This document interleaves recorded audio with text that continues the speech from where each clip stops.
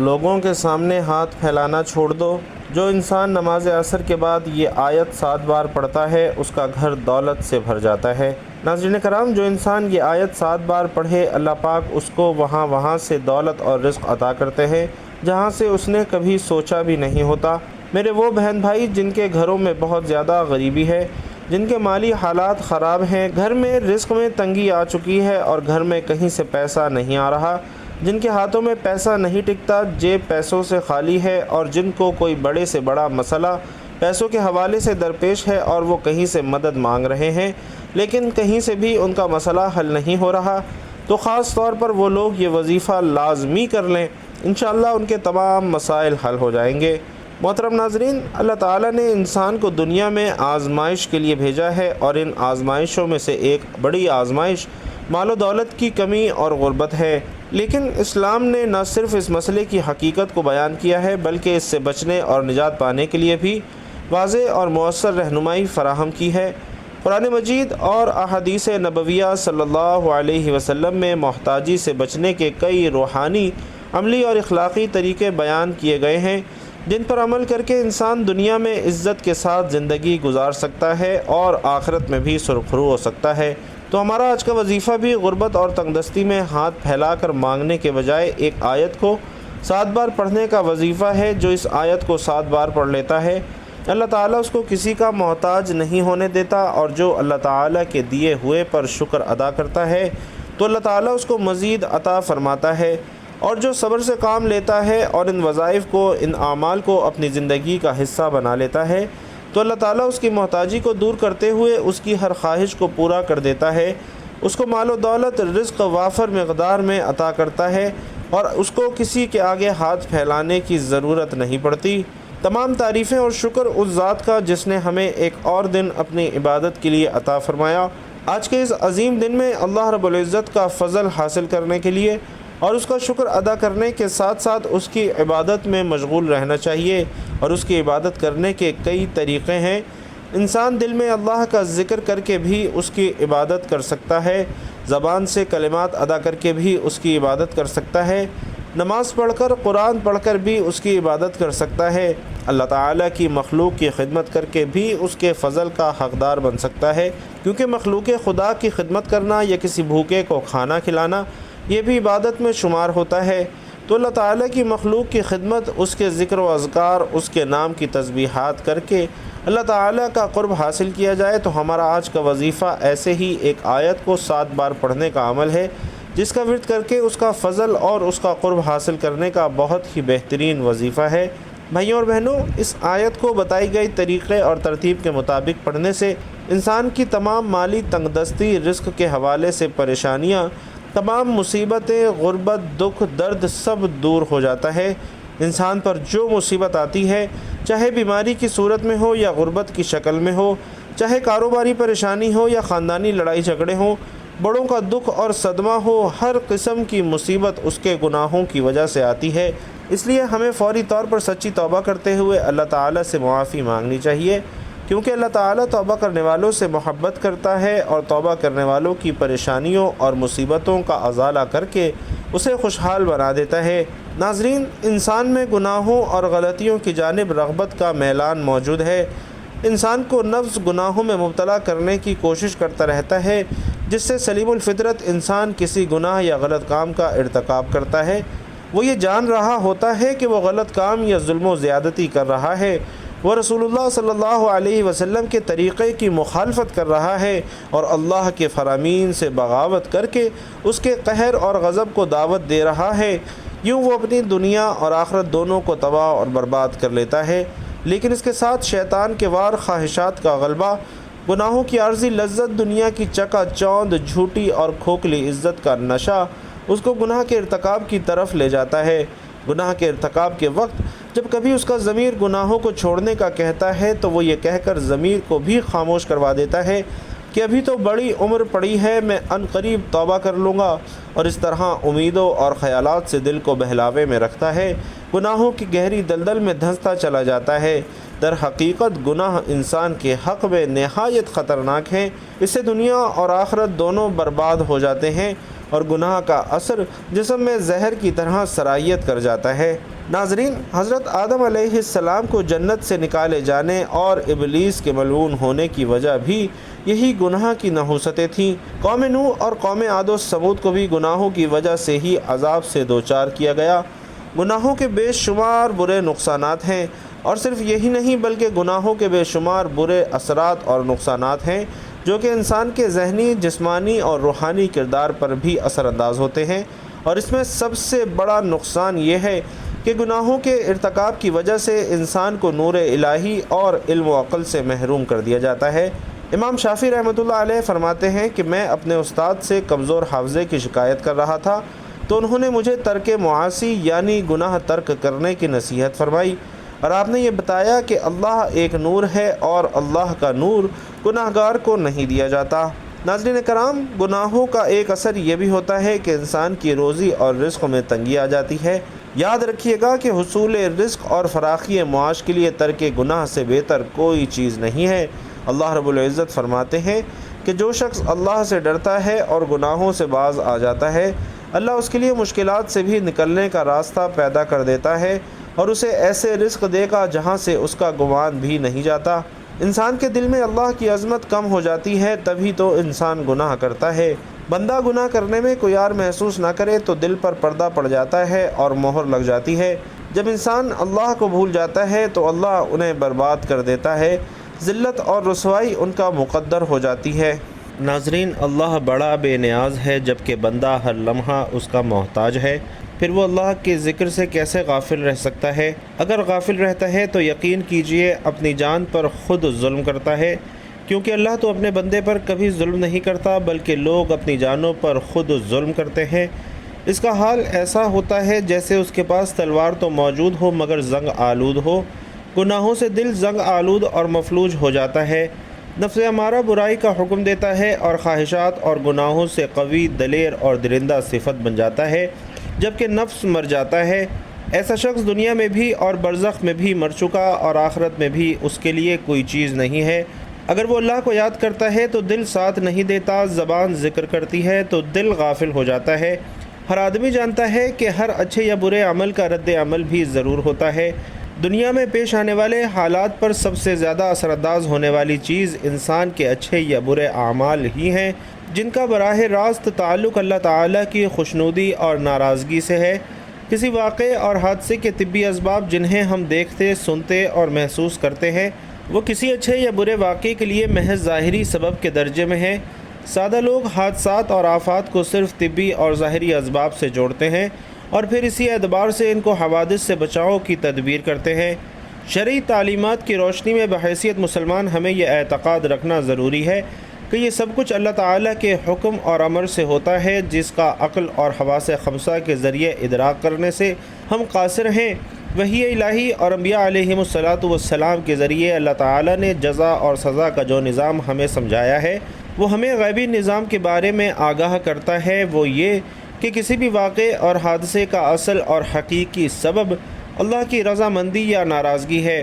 اللہ تعالیٰ نے حالات کو خواہ اچھے ہوں یا برے ہوں انسانی اعمال سے جوڑا اور وابستہ فرمایا ہے، چنانچہ انسان کے نیک اور برے اعمال کی نوعیت کے اعتبار سے احوال مرتب ہوتے ہیں۔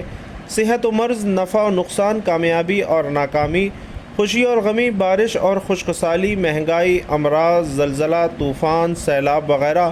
ناظرین، یہ سب ہماری بدعمالی کا ہی نتیجہ ہوتے ہیں۔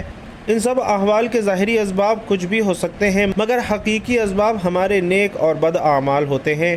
ناظرین محترم، اسی طرح کے خوفناک واقعات انفرادی ہوں یا اجتماعی ہوں، دراصل اللہ تعالیٰ کی طرف سے الارم اور تنبیہ ہوتے ہیں تاکہ انسان اپنے اعمال کا محاسبہ کرے اور کوئی اس کی غفلت دل کو جنبش دینے میں کامیاب ہو جائے۔ جب بھی میں کہتا ہوں کہ اللہ تعالیٰ میرا حال دیکھ، حکم ہوتا ہے اپنے اعمال دیکھ۔ دنیا میں پیش اچھے یا برے واقعات سے حاصل ہونے والا انسانی تجربہ بھی اسی بات پر شاہد ہے کہ ہمارے سارے لوگ اور قوموں پر اللہ کی نافرمانی کی وجہ سے دنیا میں ہی مختلف قسم کے عذاب آئے ہیں۔ مثلاً کوئی مسخ کیا گیا، کوئی زمین میں دھنسایا گیا، کوئی دریا میں غرق کیا گیا، کوئی طوفان کے نظر ہوا، اور انتباہ شدہ عوام کی بستیوں کے کھنڈرات آج بھی اس حقیقت پر مبنی ہیں اللہ تعالیٰ نے قرآن مجید اور حضور علیہ الصلاۃ والسلام نے احادیث مبارکہ میں اعمال کی حسب نوعیت اس بات کو جیسی کرنی ویسی بھرنی کے مختلف پہلوؤں اور طریقوں سے بیان فرمایا ہے۔ امت کو بدعمالیوں کے برے نتائج سے آگاہ فرما کر اصلاح کا حکم دیا ہے۔ چنانچہ کچھ غلطیاں ہوتی ہیں جو رزق کم کرنے کا باعث بنتی ہیں اور وہ ان مشکلات کا شکار رہتے ہیں۔ تو بھائیوں اور بہنوں، آج ہم آپ کو ایسی چیزوں کے بارے میں بتانے والے ہیں کہ وہ کون سی عام غلطیاں ہیں جو ہمارے رزق میں مشکلات پیدا کر دیتی ہیں اور اللہ تعالی ہمارا رزق تنگ کر دیتا ہے۔ آپ کو حدیث مبارکہ کی روشنی میں بتائیں گے کہ کس وجہ سے اللہ انسان کا رزق کم کر دیتا ہے۔ اس کے بعد کچھ کام ضروری کرنے ہوں گے جو آپ کے لیے آسانیاں پیدا کریں گے۔ جتنا کر سکتے ہیں اللہ تعالیٰ کا نام لیں، اللہ تعالیٰ سے مانگتے رہیں تو بے شمار نعمتیں اللہ پاک آپ کو عطا فرمائے گا۔ سب سے پہلا عمل یہ کہ جوتے پہن کر یا کھڑے ہو کر یا ننگے سر کھانا کھانا رزق میں کمی کا باعث بنتا ہے۔ بہت سے لوگ جوتے پہن کر کھانا کھا رہے ہوتے ہیں یا جلدی جلدی میں کھڑے ہو کر کھانا کھا رہے ہوتے ہیں۔ ہم بہت سی ایسی خواتین کو بھی دیکھتے ہیں جو ننگے سر بھی کھانا کھا رہی ہوتی ہیں۔ مثلاً ہمارے گھروں کی عورتیں بھی ننگے سر کھانا کھا رہی ہوتی ہیں اور کھانا دے بھی رہی ہوتی ہیں، جس کی وجہ سے ہمارے گھروں کا رزق تنگ کر دیا جاتا ہے۔ ناظرین، دوسری وجہ یہ ہے کہ بیت الخلاء میں ننگے سر جانا بھی ہمارے رزق میں کمی کا باعث بنتا ہے۔ عام طور پر دیکھا جاتا ہے کہ جب خواتین بیت الخلاء جاتی ہیں تو ان کا سر ننگا ہوتا ہے۔ یہی ننگا سر ان کے رزق میں تنگی کا باعث بنتا ہے۔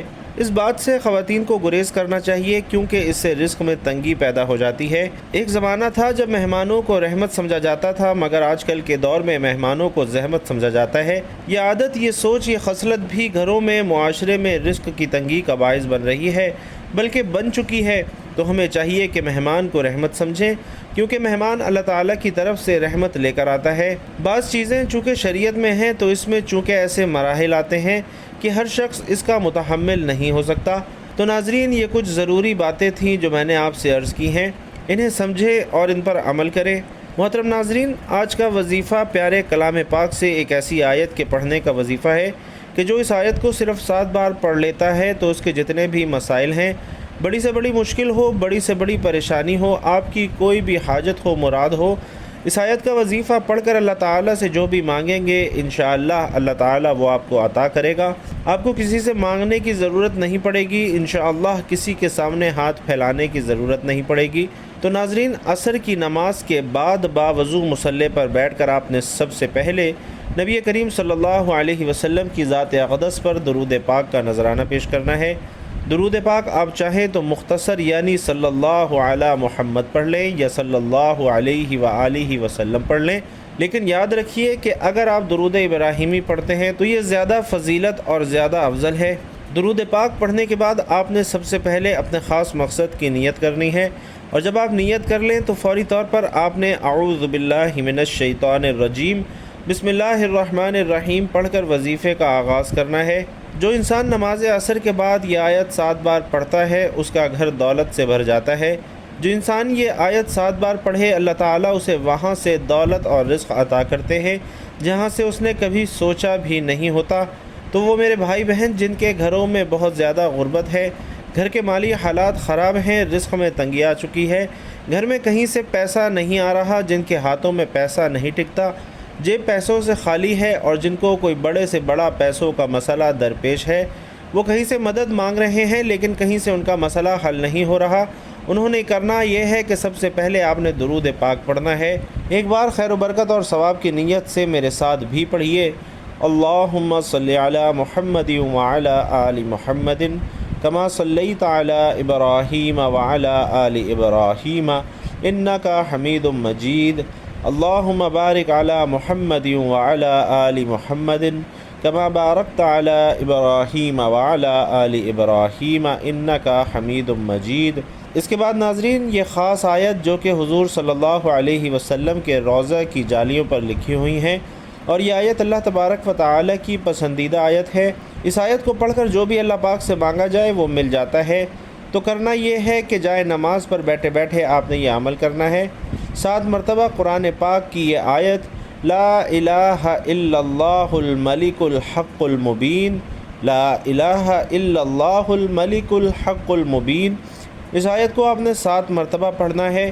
7 مرتبہ اس آیت کو پڑھنے کے بعد آپ نے 21 مرتبہ یہ خاص تسبیح سبحان اللہ و بحمدہ سبحان اللہ العظیم اس کلمے کی پڑھنی ہے۔ ناظرین، یہ جو 2 خاص کلمے ہیں یہ اللہ تبارک و تعالیٰ کو بہت زیادہ پسند ہیں، زبان پر ہلکے ہیں لیکن ترازو میں بہت زیادہ بھاری ہیں۔ ان کلموں کو پڑھ کر جو بھی اللہ پاک سے مانگا جائے اللہ پاک ضرور عطا فرماتا ہے۔ تو آپ نے 21 مرتبہ سبحان اللہ و بحمدہ سبحان اللہ العظیم پڑھنا ہے۔ اول و آخر درود پاک لازمی پڑھنا ہے۔ اگر یہ عمل آپ نے نماز عصر کے بعد کر لیا تو یقین کیجئے جو بھی بڑے سے بڑا مالی مسئلہ ہوگا وہ حل ہو جائے گا۔ اللہ پاک آپ کے گھر میں غیبی بارش عطا کریں گے اور وہاں سے آپ کو رزق ملے گا جہاں سے آپ نے کبھی سوچا بھی نہیں ہوگا۔ توجہ، دھیان اور دل میں اپنے گناہوں پر ملامت کرتے ہوئے سچی توبہ کرتے ہوئے استغفار پڑھنا ہے تاکہ اللہ تعالیٰ آپ کے گناہوں کو معاف فرما کر آپ پر نظر کرم فرمائے اور آپ کے رزق کی پریشانیاں، مال و دولت کی تنگی کو دور فرمائے تاکہ آپ کو کسی کے سامنے ہاتھ پھیلانے کی ضرورت نہ پڑے، نہ کسی سے ادھار مانگنے کی ضرورت پڑے۔ بندوں کے سامنے رسوا ہونے سے بہتر ہے کہ اللہ تعالیٰ کی تسبیح بیان کی جائے، اس کو راضی کیا جائے، کیونکہ جب اللہ تعالیٰ بندے سے راضی ہو جاتا ہے تو اسے وہ سب کچھ عطا فرماتا ہے جس کی وہ خواہش کرتا ہے۔ تو آپ نے اپنے وظیفے کو اپنے گناہوں اور غلطیوں کوتاہیوں کی وجہ سے زائل نہیں کرنا۔ آخر میں استغفار کا ذکر لازمی کرنا ہے اور اس کے بعد درود شریف پڑھنا ہے جتنا وظیفہ شروع کرنے سے پہلے پڑھا تھا، اور پھر اللہ تبارک و تعالی سے اپنے مقاصد، اپنی خواہشات، اپنے مرادوں کے لیے رو رو کر گڑ گڑا کر دعا مانگنی ہے۔ انشاءاللہ اس عمل، اس وظیفے سے اللہ تعالیٰ آپ کو سب کچھ عطا فرمائے گا، کیونکہ جب اللہ تعالیٰ کو اس کلام پاک کی آیات کو ایک خاص تعداد میں پڑھا جاتا ہے یا جب اس کا ذکر اور تسبیح کی جاتی ہے تو اللہ تعالیٰ اس پڑھنے والے بندے کی طرف متوجہ ہو جاتا ہے، فرشتوں کو حکم دیتا ہے کہ میرے اس بندے کی تمام جائز خواہشات کو پورا کر دو، تو فرشتے اللہ تعالیٰ کے حکم سے اس کی تمام پریشانیاں دور کر دیتے ہیں اور اس کے لیے آسانیاں پیدا کر دیتے ہیں۔ اس کو وافر مقدار میں رزق حلال عطا کیا جاتا ہے اور اس کی نسلوں کو بھی خوشحال کر دیا جاتا ہے۔ تو اللہ رب العزت انشاءاللہ آپ کی بھی نسلوں کو رنگ دیں گے۔ بھائیوں اور بہنوں، آئیے اللہ رب العزت کے حضور مل کر دعا کرتے ہیں۔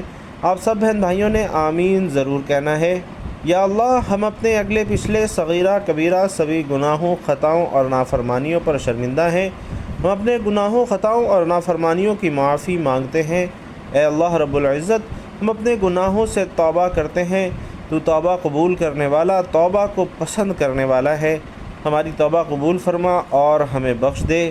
اے اللہ، ہم گناہگار ہیں، سیاہکار ہیں، بدکار ہیں، تیرے احکام کے نافرمان، ناشکرے ہیں، لیکن میرے معبود تیرے نام لیوا بندے ہیں، تیرے توحید کی گواہی دیتے ہیں کہ تیرے سوا کوئی عبادت کے لائق نہیں۔ ہم گواہی دیتے ہیں کہ تیرے سوا کوئی بندگی کے لائق نہیں۔ ہم گواہی دیتے ہیں کہ تیرے سوا کوئی تعریف کے لائق نہیں۔ یا اللہ، ہمارے معبود، ہمارے گناہ تیری رحمت سے بڑے تو نہیں ہیں، تو اپنی رحمت سے ہمارے گناہوں کو معاف فرما۔ اے اللہ، ہمیں گمراہی کے راستے سے ہٹا کر صراط المستقیم کے راستے پر چلنے والا بنا دے۔ اے اللہ، ایسی نماز پڑھنے کی توفیق عطا فرما جس نماز سے تو راضی ہو جائے۔ زندگی میں ایسے نیک اعمال کرنے کی توفیق عطا فرما جن اعمال سے تو راضی ہو جائے۔ ہمیں ایسی زندگی گزارنے کی توفیق عطا فرما جس زندگی سے تو راضی ہو جائے۔ اے ہمارے مالک، ہمیں ایمان پہ زندہ رکھ اور ایمان پہ ہی ہمارا خاتمہ فرما۔